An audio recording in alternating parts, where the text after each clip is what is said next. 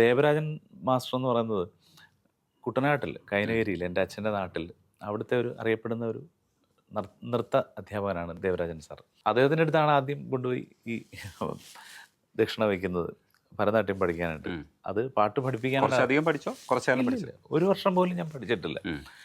അന്ന് അത് പക്ഷെ ഇപ്പോഴും ടച്ച് വിട്ടിട്ടില്ല എന്ന് ഭാര്യ അദ്ദേഹം എൻ്റെ അടുത്ത് പറഞ്ഞു. എന്താ വെച്ചാൽ പിള്ളേർ ഇടയ്ക്കൊക്കെ അരമണ്ഡലത്തിൽ നിർത്തുമെന്ന് പറഞ്ഞു. എൻ്റെ വീട്ടിൽ ഭരതനാട്യം കളിക്കാത്തതായിട്ട് ഞാൻ മാത്രമല്ലേ ഉള്ളൂ ഇപ്പോൾ. കാര്യം ഭാര്യയും 2 കുട്ടികളും അവർ രണ്ടുപേരും പഠിക്കുന്നുണ്ട്. അതുകൊണ്ട് എൻ്റെ വീട്ടിൽ ഭരതനാട്യം പഠിച്ചിട്ടില്ലാത്ത ആരുമില്ല എന്ന് പറയുന്നതാണ് സത്യം. ഞാനും പഠിച്ചിട്ടുണ്ടല്ലോ. പക്ഷെ ഞാൻ പഠിച്ചത് ഒന്നും എനിക്ക് ഓർമ്മയൊന്നുമില്ല. 6 വയസ്സിൽ പഠിച്ചിട്ടുള്ള കുറച്ച് കാലം. അതിനപ്പുറത്തേക്ക് എനിക്ക് നൃത്തമായിട്ട് എനിക്ക് ബന്ധമില്ല. കാര്യം ഞാൻ ഡാൻസ് കളിക്കുന്നത് പൊതുവെ ആരും കണ്ടിട്ടില്ല. അത് കാണാതിരിക്കുന്നതാണ് എല്ലാവർക്കും നല്ലത്. കാര്യം എനിക്ക് അത്ര വഴങ്ങുന്ന ഒരു കാര്യമല്ല. താളം ഉണ്ടെന്ന് വെച്ചിട്ട് നമുക്ക് നമ്മുടെ ശരീരഭാഷ നന്നാവണമെന്നില്ലല്ലോ. ബോഡി ലാംഗ്വേജ് എന്ന് പറയുന്നത് എപ്പോഴും നൃത്തത്തെ സംബന്ധിച്ച് ഏറ്റവും പ്രാധാന്യമുള്ളതാണ്. എനിക്ക് തന്നെ എൻ്റെ ബോഡി ലാംഗ്വേജ് ഡാൻസ് കളിക്കാൻ കൊള്ളാത്തതാണെന്ന് തോന്നിയിട്ടുണ്ട്.